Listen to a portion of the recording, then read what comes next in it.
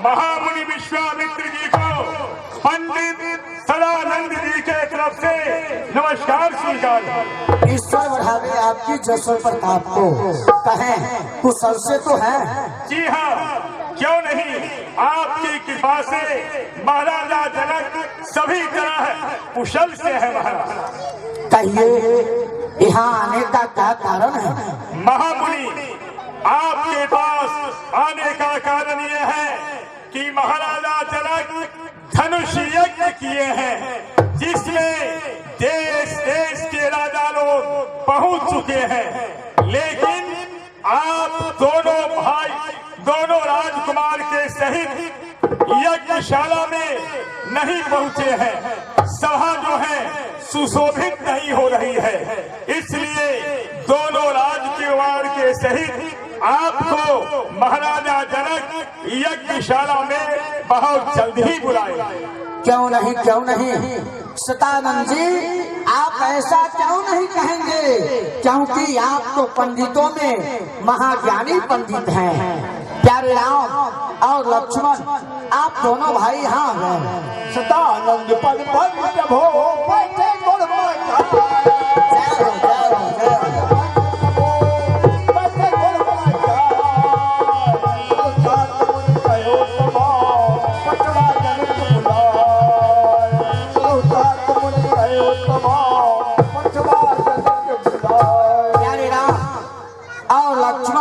आप दोनों भाई ने प्रणाम करें। प्यारे राम, अभी अभी सतानंद जी जनक जी के द्वारा खबर लाए हैं, जो धनुष यज्ञ की रचना हुई है। चलिए और चल करके देखा जाए कि धनुष यज्ञ की रचना में विधाता किसे बनाई देते हैं।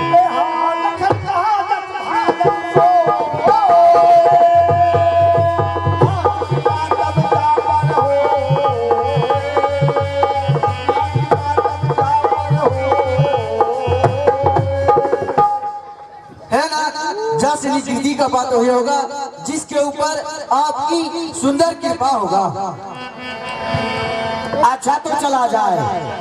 अरे श्याम श्याम राम तुम्हारी कोई सीता हो मन मोहेला, जहाँ जाए तहाँ लखवार मन मोहेला, मन मोहेला, जहाँ जाए तहाँ लखवार मन मोहेला।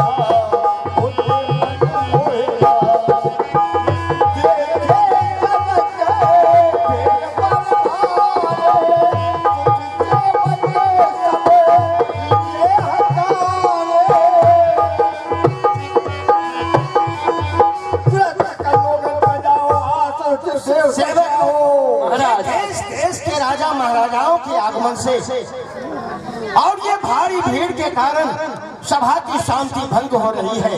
इसलिए आप जाओ और अपनी वेद वाणी द्वारा सबको उचित आसन दे करके सभा को शांत करो।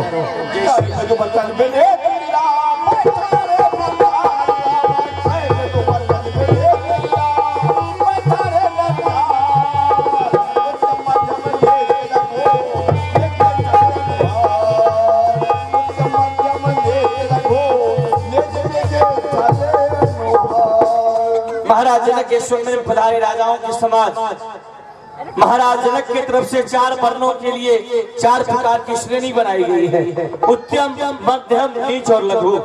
जो ब्राह्मण वंश के हैं उनके लिए स्वर्ण की कुर्सियां, जो क्षत्रिय वंश के हैं उनके लिए चांदी की कुर्सियां, और जो वैश्य वंश के हैं उनके लिए संगमरमर की कुर्सियां, और जो शूद्र वंश के हैं उनके लिए काठ की कुर्सियां।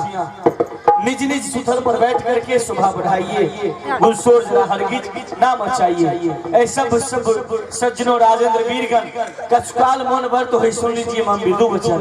ये भवदिव सभा है विदेराज का, महिपाल माल भराज सब तख्त ताज का। आए सभा में तो शोर कीजिए नहीं, गुलशोर जरा हरगिज मचाइए नहीं। इस कायदे के खिलाफ जो जन पाए जाएंगे वे खौफ इस सभा से उठाए जाएंगे। आप जिस रूप माधुरी को रखने के लिए है खड़े हुए, वो खुद ब खुद आ रहे हैं डरी को भरे हुए। इसलिए सभी अपने अपने जगह पर बैठे रहें और शांति का दान दें। महाराज, दोनों राजकुमार के संयुक्त तपस्वी सम्राट गाधिधर ऋषि विश्वामित्र जी का आगमन हुआ है। उन्हीं के शोभा को देखने के लिए ये राजे महाराजे आपस में शोरगुल मचा रहे हैं और खड़े हो रहे हैं। तो क्या ऋषिराज का आगमन हो चुका है? जी तो ब्राह्मण मंडली को बुलाइए और चलिए उन्हें आदर के साथ बुलाकर यहाँ तक ले आवे। जय श्री हर के जनक देख लो भाई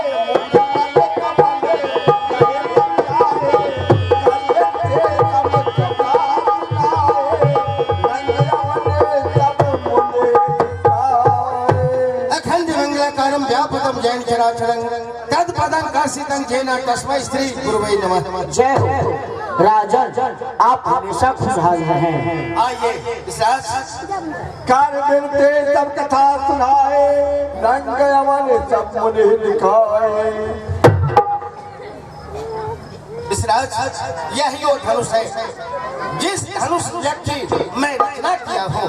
इसका कारण ये है गुरुदेव कि एक समय की बात है कि मैं 80,000 वर्ष तक भगवान शंकर का तपस्या किया। तो भगवान शंकर ने प्रसन्न होकर के मुझे वरदान मांगने को कहे कि जनक तुम मुझसे वरदान मांगो। तो मैंने उनसे वरदान मांगा कि जो प्रभु निरंकार है मैं उन्हें साकार रूप में देखना चाहता हूँ। भगवान शंकर ने मुझे ये धनुष लेकर के दिए और कहे कि जनक तुम इस धनुष को ले जाओ और पूजा पाठ करो। इसी धनुष से तुम्हारी मनोकामना पूर्ण हो जाएगी। इस रात मैं इस धनुष को उस दिन से पूजा पाठ करते रहा। एक रोज की बात है कि मैं गंगा स्नान को चला गया।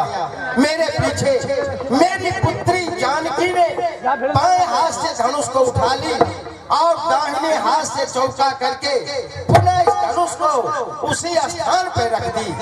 जब मैं गंगा स्नान से वापस आया तो ये सेवाकार देख करके मुझे बड़ा आश्चर्य हुआ कि आखिर ऐसा कार्य किसने किया है।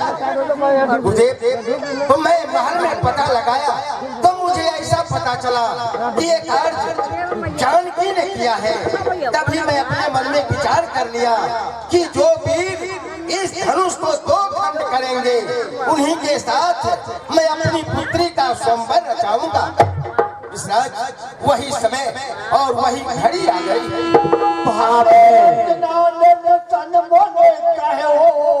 राजा मुदित आपने बहुत सुंदर रचना किया है। भगवान आपकी मनोकामना को अवश्य पूरा करेंगे।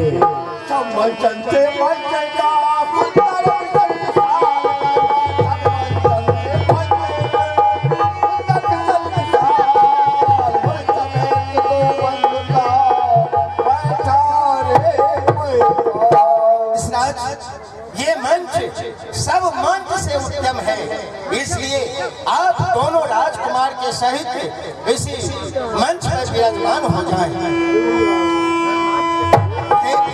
और अगर किसी वस्तु की आवश्यकता हो तो आप आज्ञा करेंगे, मेरे सेवक हैं, लोग हाजिर रहेंगे।